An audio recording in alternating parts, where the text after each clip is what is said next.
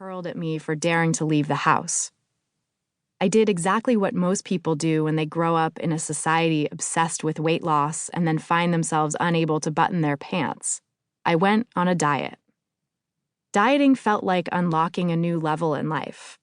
I started getting compliments on my weight loss left and right, both in Paris and when I returned home to Berkeley in the summer of 2002. By that point, the United States had entered the age of Atkins, and suddenly I was bonding with friends and family over low-carb recipes and calorie counting. A missing piece of my social life finally seemed to fall into place. Now I had a way to connect with strangers at the store, acquaintances at parties, and colleagues on my college magazine staff. I'd always felt awkward around people I didn't know well, especially in groups, but dieting gave me a way in. It was the bridge between small talk and intimacy that I never knew I needed. People wanted to know my weight loss secrets, and I was happy to blab them all over town. The dream didn't last long, though.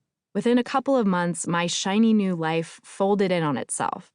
I began sneaking into the kitchen most nights for binges on forbidden food, which was pretty much just my roommate's food since I'd gotten rid of all the other carbs in the house.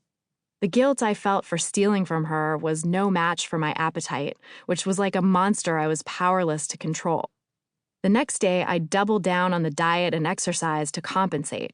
Wash, rinse, repeat. I felt like shit, mentally and physically, and I knew the binges were disordered. But when I went to see a therapist about them, she just told me everyone has some eating issues and that I was being too hard on myself. I also lost my period for more than a year, which I now know was my body's natural response to restrictive eating. But at the time, I couldn't see it. I looked for something, anything that could account for my hormones being so out of whack. Was it my thyroid? Was it gluten? And I searched for what I assumed were the deep emotional reasons why I lost control around bread. What was wrong with me that I couldn't just eat normally? Nothing, it turns out. My body was functioning exactly the way bodies are designed to function on a diet. They do everything in their power to restore the lost weight and reverse what they perceive as famine. Today, as a dietitian specializing in disordered eating, I've seen the substantial scientific evidence that intentional weight loss almost never lasts and that it harms both physical and mental health. Dieting, the act of changing your eating and exercise habits in order to lose weight and ostensibly improve your health, is a lot more likely to end in a host of problems, including rebound binging, food obsession, and weight regain, as it did for me, than it is to result in a slimmer, better you. Not just regain, actually. As many as 2/3 of people who embark on weight loss efforts end up gaining more weight than they lost. In the long run, intentional weight loss takes most people in the opposite direction they thought they were going.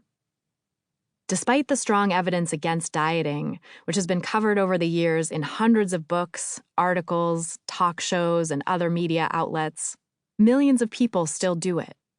The research firm Market Data reported in early 2019 that the diet industry was worth more than $72 billion, a record high. In recent years, 68% of Americans have dieted for some length of time, mostly making up their own weight loss plans or lifestyle changes, rather than following formal diets to the letter, according to 2016 data by global research firm the NPD Group. A close cousin of dieting is disordered eating, using behaviors such as fasting, chronic restrained eating, restricting major food groups, vomiting, or laxatives to try to lose weight, and/or binging, as many people do as a result of dieting, all without engaging in any of those behaviors frequently or consistently enough to meet the criteria for a full-blown eating disorder.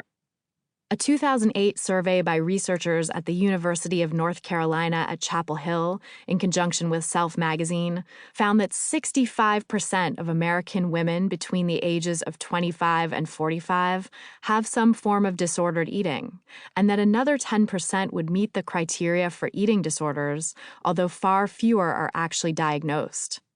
Clinicians specializing in eating and body image report that these issues are on the rise in men as well, and transgender people are actually more likely than cisgender folks to have both diagnosed eating disorders and disordered eating behaviors. In short,